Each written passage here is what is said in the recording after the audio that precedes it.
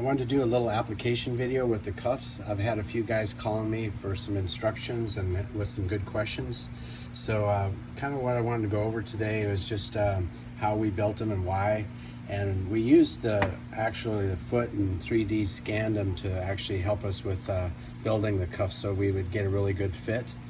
And one of the things also that I did in designing it is that I left this ridge around the top here, and what that's for is to be able to hold the glue in place. I'm a bit of a fanatic about being careful about how much heat these young feet are exposed to.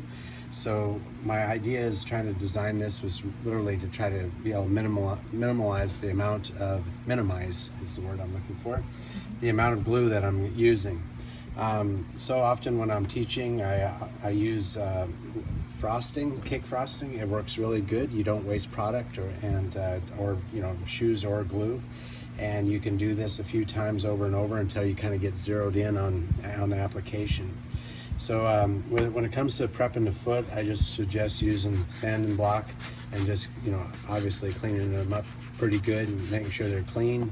The glue that I suggest using is the polymer glue, polyurethane type that I like say Adhere or Superfast, kind of depending on your weather. Superfast works really good, especially if it's a little bit cool, and they set up really good. Because they set up really fast, they don't have as aggressive as bond into the hoof wall as well. And I think that's also very important when you're dealing with something as delicate as these feet are when they're early on.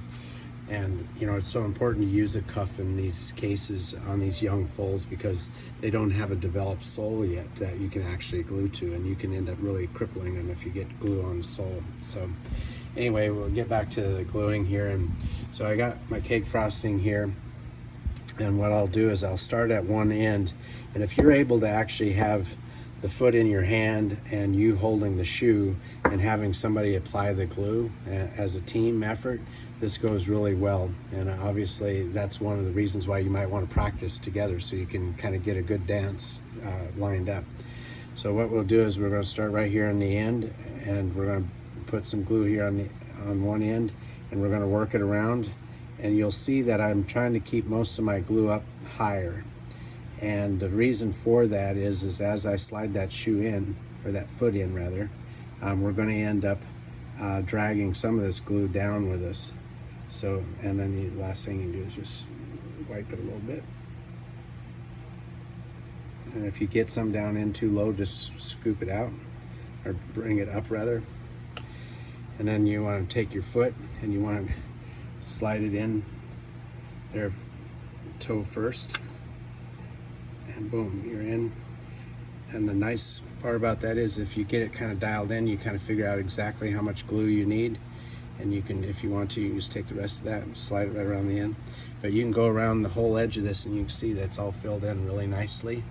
And what we're thinking about doing is actually using some glue, putting some release agent on this foot, doing it properly, gluing it, and then popping it out, and then weighing the shoe, and then weighing when the glue is in there and bonded and set up. See the difference in really how little glue there is. Again, I think it's so important. The less heat, the better off we are. Another thing to always be concerned about with is how much glue you have back in here in the heels. You want to make sure that you don't end up with too much bulging glue and creating a pressure point back here on the bulb of the foot. So hopefully that's helpful.